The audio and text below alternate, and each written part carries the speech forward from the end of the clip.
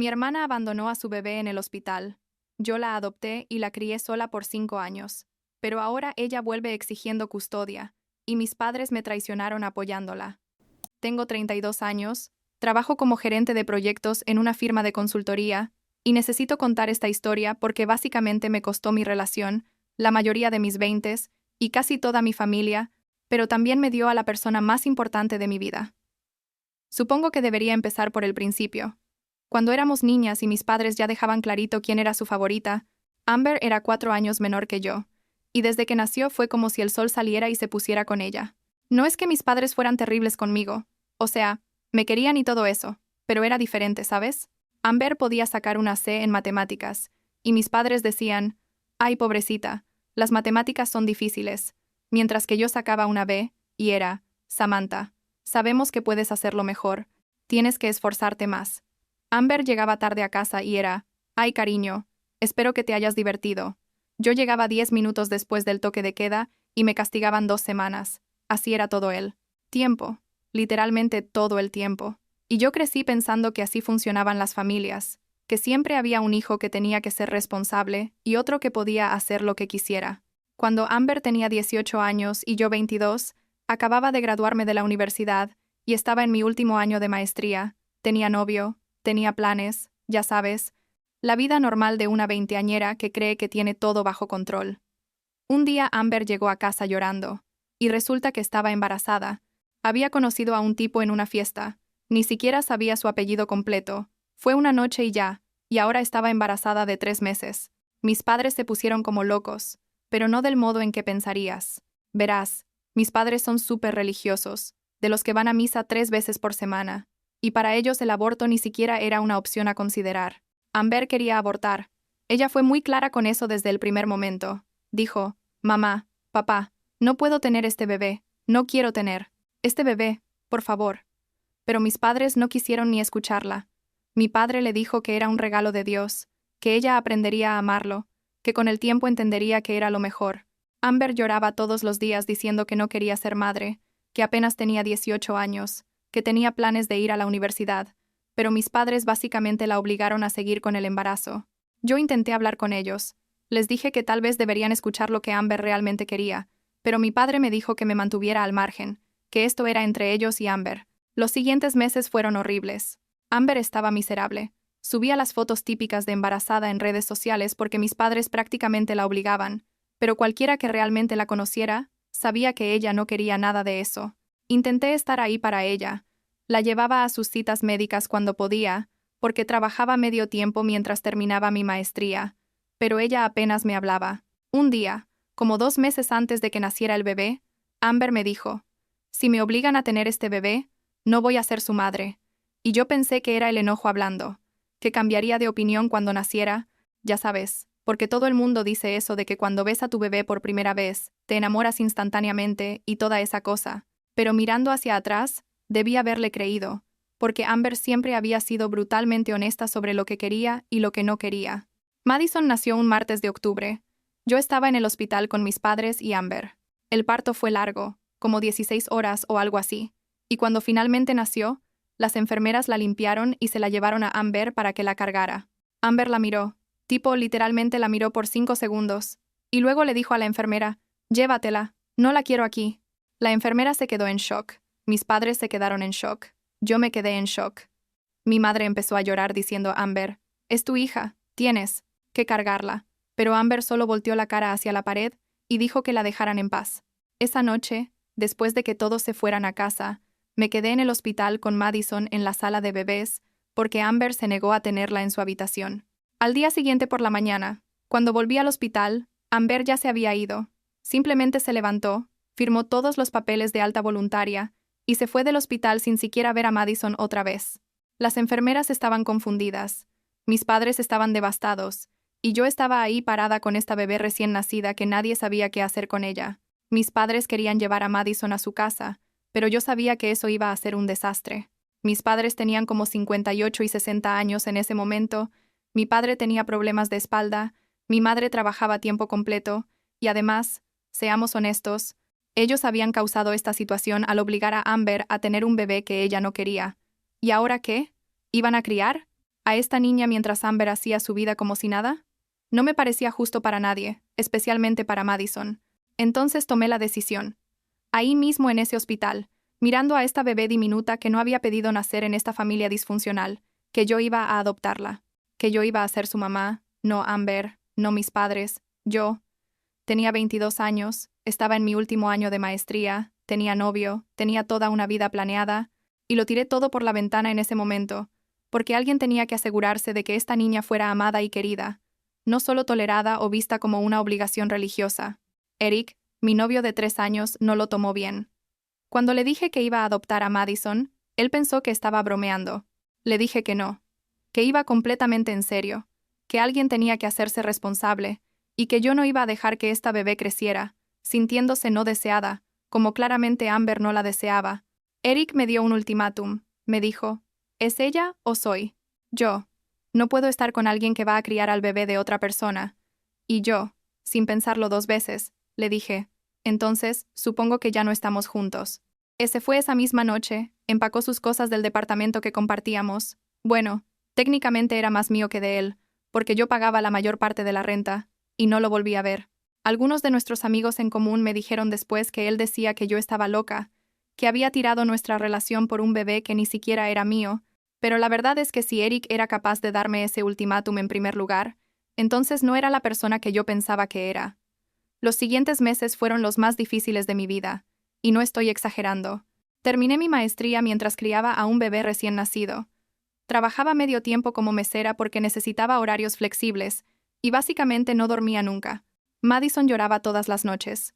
Yo tenía que estudiar para los exámenes finales, y mis padres, en lugar de ayudarme, seguían presionándome para que le dijera a Amber dónde estábamos, como si Amber hubiera mostrado el más mínimo interés en saber de su hija. Amber había desaparecido completamente. Se había ido a vivir con unas amigas a otra ciudad. Bloqueó a toda la familia en redes sociales, y según mis padres, estaba viviendo su mejor vida como si nada hubiera pasado. Y yo estaba ahí, a las 3 de la mañana, meciéndome con Madison en brazos mientras intentaba memorizar teorías de gestión de proyectos, pensando, ¿en qué me metí? Pero entonces Madison me sonreía, o se quedaba dormida en mis brazos, o agarraba mi dedo con su manita diminuta, y yo recordaba por qué estaba haciendo todo esto. Logré graduarme, conseguí un trabajo decente en mi campo, nos mudamos a un departamento pequeño pero bonito, y poco a poco construimos una vida juntas. Madison me llamó mamá por primera vez cuando tenía 2 años, y lloré durante como 1 hora porque era la cosa más perfecta que había escuchado en mi vida.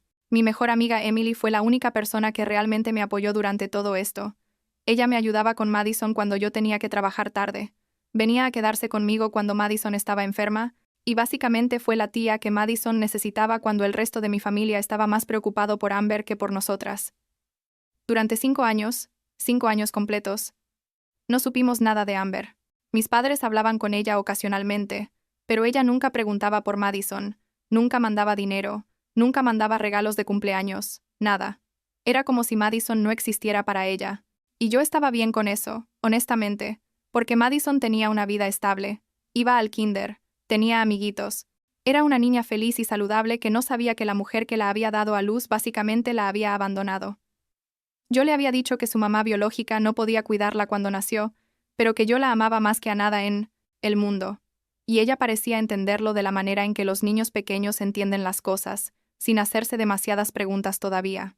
Y entonces, un sábado por la tarde hace como 1 año y medio, sonó el timbre de mi departamento. Abrí la puerta, y ahí estaba Amber. No la había visto en persona en 5 años. Estaba diferente, más adulta supongo. Tenía como 23 años en ese momento. Y lo primero que dijo fue, «Hola Samantha, quiero conocer a mi hija». Así, sin más, como si estuviera pidiendo que le prestara un suéter o algo. Me quedé paralizada. Literalmente no podía ni hablar, y ella solo entró a mi departamento sin que la invitara. Madison estaba viendo la tele en la sala, y cuando Amber la vio, tipo se le aguaron los ojos y dijo, «Es hermosa, se parece a mí», y yo sentí como si me hubieran pegado en el estómago. Le dije a Madison que fuera a su cuarto a jugar un momento, porque mamá necesitaba hablar con la visita, y cuando Madison se fue, le pregunté a Amber, «¿Qué carajos estás haciendo aquí?» Amber me explicó que había estado en terapia, que había trabajado en sí misma, que ahora tenía un trabajo estable y un departamento, y que quería ser parte de la vida de Madison. Le dije, «Amber, la abandonaste, Ni siquiera la miraste cuando nació. No has preguntado por ella en 5 años. Ni siquiera sabes su color favorito o qué le gusta desayunar. No puedes simplemente aparecer ahora y pretender ser su mamá. Amber empezó a llorar diciendo que había cometido un error, que era muy joven, que mis padres la habían presionado, que ahora estaba lista. Le dije que no me importaba si estaba lista o no, que Madison tenía una vida estable, y no iba a dejarla entrar solo para que volviera a desaparecer cuando se diera cuenta de que ser madre era difícil. Amber me dijo que no era justo, que ella era su mamá biológica y tenía derecho a conocerla, y yo le dije que legalmente yo era su mamá ahora, que había hecho la adopción oficial, que ella había firmado los papeles renunciando a sus derechos, y que si quería cambiar eso tendría que pasar por encima de mí. Pensé que esa conversación sería suficiente, que Amber se daría cuenta de que no podía simplemente entrar y salir de la vida de Madison cuando le diera la gana. Pero no. Amber llamó a mis padres llorando, y entonces empezó la presión familiar. Mi madre me llamó diciendo que tenía que darle una oportunidad a Amber, que la gente cambia, que todos merecemos segundas oportunidades. Le dije que esto no era sobre dar segundas oportunidades, era sobre proteger a Madison de una mujer que la había abandonado una vez, y probablemente lo haría otra vez. Mi padre me dijo que estaba siendo egoísta, que no podía mantener a una madre alejada de su hija, y yo le recordé que él y mamá habían forzado a Amber a tener una hija que ella no quería, y que ahora querían que yo arreglara ese desastre dejando que Amber jugara a ser mamá cuando le convenía. Pero Amber no se dio por vencida. Empezó a aparecer en mi edificio, a tocar el timbre, a mandar mensajes, y mis padres seguían presionándome. Finalmente, contra mi mejor juicio, acepté que Amber visitara a Madison en mi departamento, con mi supervisión, una vez cada 2 semanas. Las primeras visitas fueron raras. Madison no entendía quién era esta mujer que de repente quería jugar con ella, y Amber trataba demasiado. Traía juguetes caros, hablaba con esa voz falsa que la gente usa con los niños cuando no sabe cómo hablarles realmente. Yo me sentaba ahí mirando cada interacción, sintiendo cómo mi estómago se retorcía cada vez que Madison se reía de algo que Amber decía, aterrada de que Madison empezara a encariñarse con ella. Después de como 2 meses de estas visitas, Amber me dijo que quería llevar a Madison a su departamento los fines de semana, que quería pasar tiempo a solas con ella. Le dije que absolutamente no, que Madison apenas la conocía, que no iba a dejarla sola con alguien que básicamente era una extraña, sin importar su relación biológica. Amber se enojó.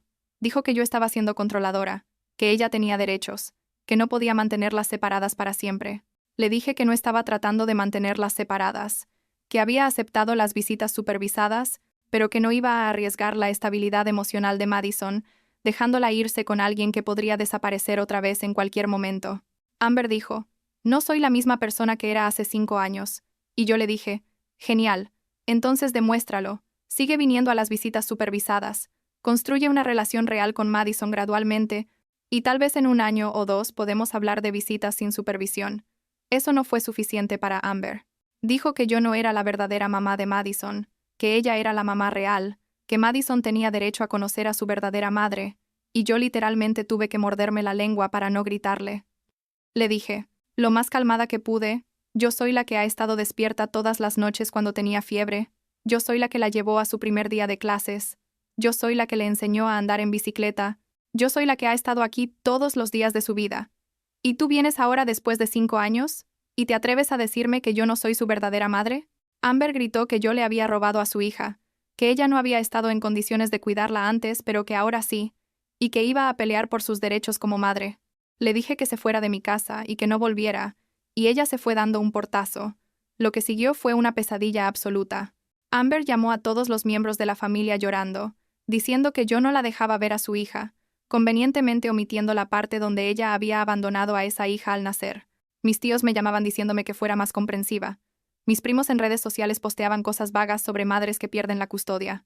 Injustamente, y mis padres, mis propios padres, me dijeron que me estaba pasando, que tenía que considerar algún tipo de custodia compartida. Les dije, ¿están bromeando? Esta mujer abandonó a Madison. Yo la he criado sola durante 5 años, y ahora quieren que comparta la custodia como si Amber mereciera estar en igualdad de condiciones conmigo, y mi madre tuvo la audacia de decirme, Samantha, tú decidiste adoptar a Madison. Nadie te obligó, así que no puedes quejarte ahora de las consecuencias. Quedé en shock, le dije.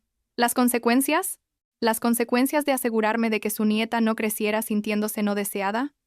¿Esas son las consecuencias de las que estamos hablando? Como un mes después de esa discusión, mi madre me llamó y su voz sonaba rara, como nerviosa. Me dijo que tenía que decirme algo, que Amber estaba planeando llevarme a corte para pelear por la custodia de Madison. Sentí como si el piso se abriera debajo de mí. Le pregunté cómo sabía eso, y ella admitió que Amber les había contado a ellos primero, que llevaba semanas hablando con un abogado, y que mis padres habían tratado de convencerla de que no lo hiciera, pero que Amber estaba decidida. Le pregunté a mi madre, ¿y ustedes de qué lado están en todo esto? Y hubo un silencio largo, muy largo, antes de que ella dijera, Samantha, queremos lo mejor para Madison, y tal vez tener a su madre biológica más involucrada sería bueno para ella. Colgué el teléfono y lloré durante horas. No tanto porque Amber me iba a demandar, sino porque mis propios padres no me estaban apoyando después de todo lo que había sacrificado. Contraté a un abogado, William, que fue recomendado por Emily, y él fue increíble desde el principio. Me explicó que yo tenía una posición legal muy fuerte, porque había adoptado legalmente a Madison. Amber había renunciado a sus derechos parentales, y yo había sido la única madre que Madison había conocido durante 5 años. Pero también me advirtió que los casos de familia podían ser impredecibles, que a veces los jueces se dejaban llevar por el deseo de reconectar a madres biológicas con sus hijos, y que teníamos que estar preparados para todo. Empecé a documentar todo, las visitas que Amber había tenido con Madison, los mensajes que me mandaba, las veces que mis padres me habían presionado, todo. Emily testificó que había estado presente durante toda la infancia de Madison, y que yo había sido una madre dedicada mientras Amber no había mostrado ningún interés hasta ahora. Las cosas se pusieron peor cuando Amber empezó a aparecer en la escuela de Madison. La maestra me llamó un día diciendo que una mujer había estado preguntando por Madison, diciendo que era su madre, y que aunque la maestra no la había dejado entrar porque solo yo estaba autorizada, la mujer se había quedado afuera del colegio por horas. Tuve que hablar con la directora, mostrarle las órdenes de custodia, explicarle toda la situación, y fue humillante y aterrador al mismo tiempo. Madison empezó a hacer preguntas. Preguntaba por qué la señora Amber seguía apareciendo, por qué la abuela y el abuelo ya no venían a visitarnos, por qué todo era tan raro últimamente. ¿Qué le dices a una niña de 5 años? No podía decirle que su madre biológica la había abandonado, y ahora quería jugar a ser mamá. No podía decirle que sus abuelos estaban del lado de Amber. No podía asustarla con detalles de cortes y abogados. Solo le dije que las cosas estaban un poco complicadas con los adultos, pero que ella estaba segura, y que yo la amaba más que a nada en el mundo. El día de la audiencia en corte llegó como 6 meses después de que Amber me notificó oficialmente. Entré a esa sala y vi a mis padres sentados detrás de Amber. No detrás de mí, detrás de Amber. Y fue como recibir una puñalada. Emily estaba sentada detrás de mí. Ella era básicamente la única familia que me quedaba en ese momento. Y William estaba a mi lado repasando los papeles. El abogado de Amber era este tipo mayor que hablaba con ese tono condescendiente, como si yo fuera la villana de la historia por no dejarle a Amber tomar a Madison cuando le diera la gana. Presentaron un caso pintando a Amber como una madre joven que había cometido un error, que había sido forzada a dar en adopción a su bebé por circunstancias fuera de su control, que ahora estaba en una mejor posición para ser madre, y solo quería una oportunidad de conocer a su hija. Convenientemente dejaron fuera la parte donde ella había bloqueado a toda la familia. Nunca había preguntado por Madison en 5 años, y solo había aparecido cuando le convenía. Cuando me tocó testificar, conté todo, desde el momento en que nació Madison hasta el día de hoy, cada sacrificio que había hecho, cada noche sin dormir, cada momento importante de la vida de Madison que Amber se había perdido porque eligió no estar ahí. El abogado de Amber trató de hacerme quedar como controladora. Me preguntó si no creía que los niños beneficiaban de tener a ambos padres biológicos en sus vidas, si no estaba siendo egoísta al mantenerlas separadas, si no estaba usando a Madison como un peón en algún tipo de venganza contra mi hermana. Le dije claramente que no estaba vengándome de nadie, que estaba protegiendo a una niña que ya había sido abandonada una vez y no merecía pasar por ese trauma otra vez, y que si Amber realmente hubiera querido ser madre, habría estado ahí en algún momento durante los primeros 5 años de vida de Madison. Amber testificó llorando, diciendo que había sido muy joven, que mis padres la habían obligado a tener el bebé cuando ella no estaba lista, que había estado en depresión, que ahora había hecho terapia, y estaba en un mejor lugar, que solo quería una oportunidad de conocer a su hija. Y sí, parte de lo que decía era cierto. Mis padres la habían forzado a tener a Madison. Ella había estado joven y no lista, pero eso no cambiaba el hecho de que había tenido 5 años para aparecer, para llamar, para mandar aunque sea una carta, y no lo había hecho. No lo había hecho porque no le importaba. Y ahora que su vida estaba más estable y tal vez sentía culpa o curiosidad, o quién sabe qué, quería entrar como si tuviera algún derecho sobre una niña que no conocía. El juez era un hombre mayor. Probablemente tenía como 60 años. Y durante toda la audiencia fue imposible leer su expresión.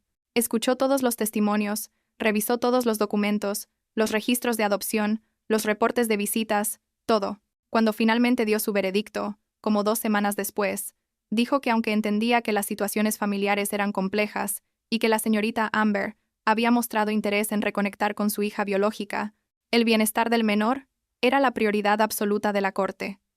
Dijo que Madison había estado bajo mi cuidado exclusivo durante sus 5 años de vida, que yo había demostrado ser una madre responsable y amorosa, que Madison me consideraba su madre, y que cambiar esa dinámica abruptamente no sería en el mejor interés de la niña.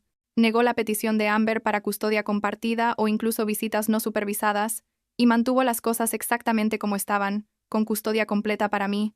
Si Amber quería continuar con visitas supervisadas, podía solicitarlo a través de los canales apropiados, pero no tenía derecho legal automático a tiempo con Madison. Salí de esa corte sintiéndome como si finalmente pudiera respirar por primera vez en meses, pero también completamente exhausta y traicionada por mi propia familia.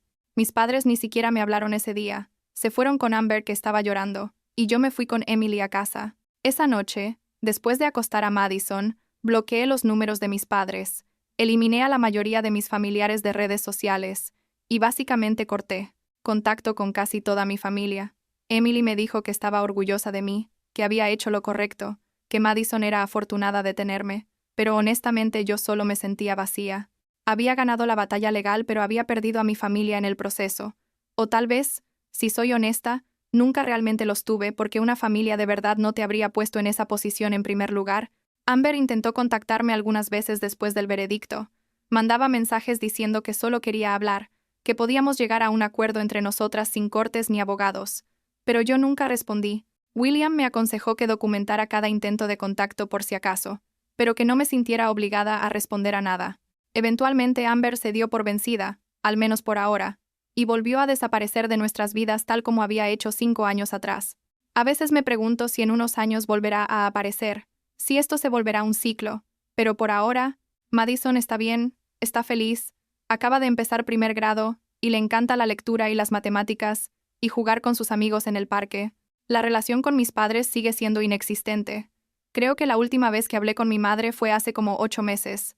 Ella llamó diciendo que me extrañaba y que quería ver a Madison, y yo le dije que si quería tener una relación con su nieta, iba a tener que reconocer primero que lo que hicieron estuvo mal. Que apoyar a Amber en su intento de quitarme la custodia fue una traición imperdonable, y que hasta que pudieran hacer eso no tenía nada que hablar con ellos. Ella dijo que yo estaba siendo dramática, que solo querían lo mejor para todos, y yo colgué. No he sabido nada desde entonces, y honestamente estoy en paz con eso. O al menos eso me digo a mí misma. Madison me preguntó el otro día sobre su mamá biológica. Fue la primera vez que sacaba el tema en meses. Me preguntó si algún día iba a conocerla mejor. Y le dije, la verdad, que no lo sabía, que cuando fuera más grande podía tomar esa decisión por sí misma si quería, pero que por ahora estaba segura conmigo, y que yo siempre iba a estar ahí para ella sin importar qué. Me abrazó y me dijo que yo era la mejor mamá del mundo. Y yo tuve que ir al baño a llorar porque después de todo lo que habíamos pasado, eso era lo único que realmente importaba.